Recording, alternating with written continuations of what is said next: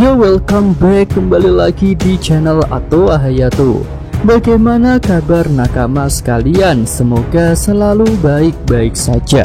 Cerita di Pulau Elbaf sudah semakin memanas. Perlahan karakter-karakter kuat mulai bermunculan.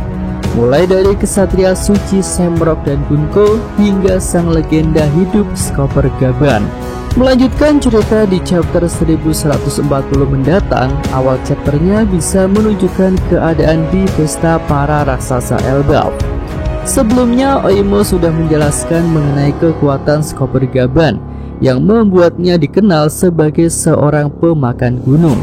Nah, selanjutnya Kasi mengungkapkan bahwa Gaban itu adalah suami dari Ripley yang berarti ayah dari Cullen.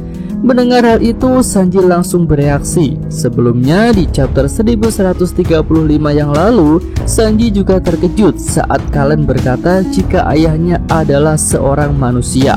Sanji pun jadi kagum kepada Gaban, bukan karena kekuatannya, tetapi karena kisah cintanya yang bahkan bisa melampaui batasan ras. Sanji berkata, dia memang benar-benar pejuang cinta sejati yang bisa menyatukan dua ras yang berbeda. Itu membuatku ingin meniru jejaknya. Ya, kita tinggalkan hayalan Sanji dan beralih ke lokasi pertarungan Luffy versus Gaban. Di video sebelumnya, Mimin sudah memprediksikan jika Luffy harus menggunakan wujud Gear 5-nya jika benar-benar ingin serius mengambil kunci Loki dari tangan Gaban. Keduanya pun bertarung dengan hebat. Kilatan-kilatan petir hitam Hausoku Haki bisa menghiasi pertarungan mereka. Hal itu pun berdampak pada kastil Aurus yang semakin mengalami kerusakan parah. Nah, setelah bertarung beberapa waktu, Gaban bisa bertanya kepada Luffy, apa yang kau rasakan saat menggunakan wujud putihmu itu? Luffy menjawab, kebebasan yang luar biasa. Ini adalah wujud kebebasan puncakku. Ketika mendengar jawaban Luffy itu, Gaban bisa mengingat pesan Kapten Roger yang disampaikan kepadanya ketika pembubaran bajak laut Roger. Saat itu Roger bisa berpesan untuk membimbing sosok penerus tekadnya yang kelak di kemudian hari akan berhasil membangkitkan wujud Dewa Nika. Dan Gaban harus membimbingnya sesuai dengan petunjuk yang diberikan oleh Joy Boy.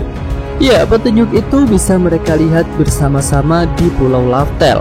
Di pulau terakhir itu mereka dapat melihat mural yang sama dengan yang dilihat oleh Franky, tetapi dalam wujud yang lebih lengkap dan lebih detail.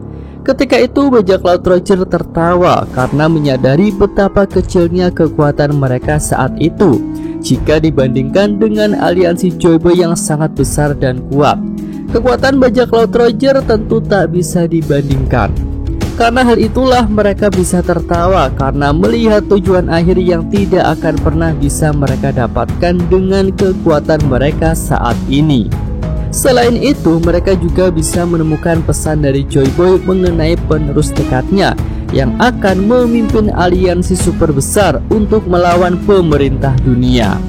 Nah, sebagai orang yang juga mencapai Laftel, Gaban sudah mengetahui rahasia dunia ini, sehingga dia tahu hal apa yang harus dilakukannya kepada Luffy agar bisa memenuhi pesan dari Kapten Roger.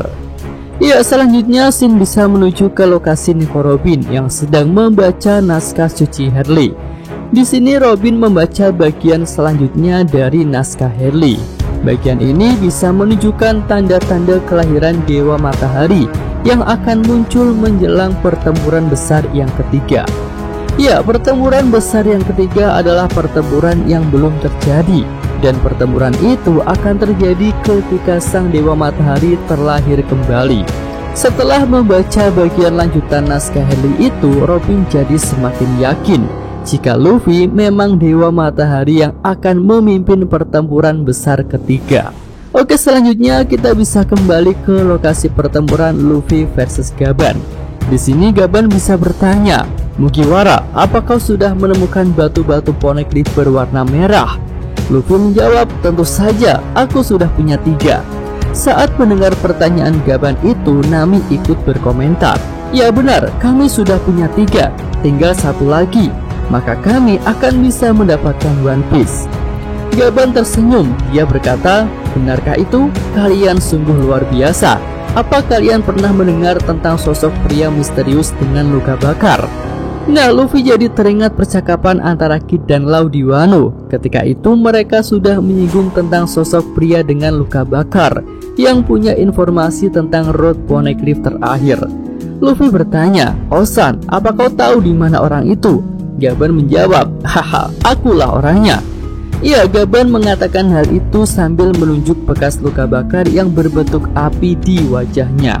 Selanjutnya di sini bisa ada adegan flashback yang menunjukkan percakapan Roger dengan Gaban ketika akan meninggalkan kapal Oro Jackson. Roger bisa berkata, "Gaban, kau adalah navigator kapal. Aku punya permintaan untuk membawa Road Poneglyph dari Pulau Manusia Ikan ke Pulau Raksasa Elbaf, dan nantikanlah penerus tekadku di sana." Gaban menjawab, "Tentu saja Kapten, aku akan jalankan perintah terakhirmu dengan baik."